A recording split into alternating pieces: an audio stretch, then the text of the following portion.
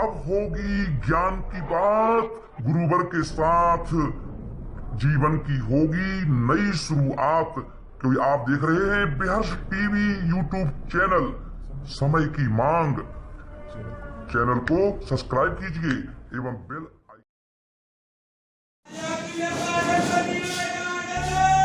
संसार में जब हम संबंधों के साथ रहते हैं तो संबंधों के साथ रहने पर या तो हम संतान के लिए दुखी होते हैं या हम संपत्ति यानी धन दौलत के लिए परेशान होते हैं या हम परेशान होते हैं सम्मान के लिए, सौभाग्य के लिए। क्योंकि यदि हमारा सौभाग्य अच्छा है तो हमें रिश्तेदारी पूछेंगे, घर के लोग भी पूछेंगे, मोहल्ले के लोग भी पूछेंगे, समाज के लोग भी पूछेंगे। तो सौभाग्य भी जरूरी है, पैसा भी जरूरी है, और अगर घर में बहू बेटी है तो हमारे लिए संतान भी जरूरी है। अब ये चीजें जब नहीं मिलती हैं तो हम दुखी हो जाते हैं, परेशान हो जाते हैं, और कई बार इतने परेशान हो जाते हैं कि हम सुसाइड करने का मन भी विचार आ जाता है ना। तो यहाँ भक्तामर स्तोत्र में मानतो स्वामी महाराज ने हम लोग पर उपकार करते हुए हमारा पुण्य बढ़ाने के लिए कि बोले आप संतान संपत्ति सौभाग्य चाहते हो तो इस काव्य की आराधना करो, इस मंत्र की जाप करो, पर श्रद्धा आस्था विश्वास के साथ करना, तो ये चीजें तुम्हें प्राप्त हो जाएंगी। तो यहाँ पर ये 20वें नंबर का काव्य जिसकी अपन पहले पढ़ाई करते हैं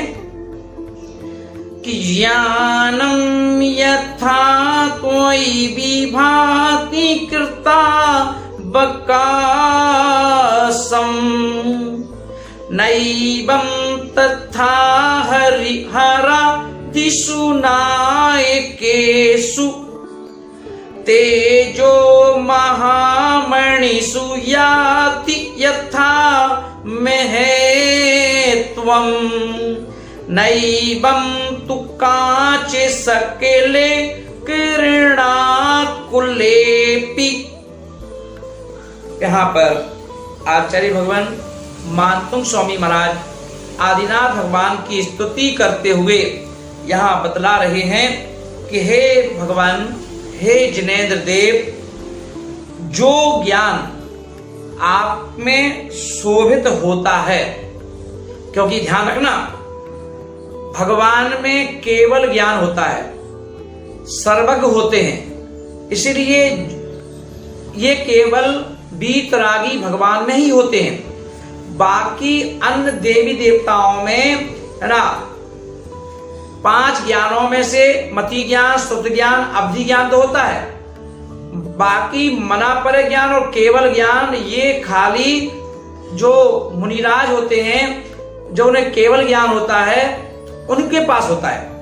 इसलिए कहा मानतो स्वामी महाराज ने कि जो ज्ञान आदि आप में शोभित होता है वो किसी अन्य देवी देवताओं में नहीं होता है ना। ठीक उसी तरह कि जैसे जो चमक ओरिजिनल हीरा, ओरिजिनल मणियों में होता है, वो नकली कांच के टुकड़ों में नहीं होता है। और इसका जो मंत्र है, जो मंत्र आपको संपत्तिवान, सौभाग्यवान और संतानवान बना सकता है, जिसे हमें सुबह 4 बजे से लेकर के 6 बजे के बीच में पढ़ना है, उत्तर दिशा की ओर मुख करके पढ़ना है, शांति से कोई नियम लेके पढ़ना है, कोई त्याग करके पढ़ना है,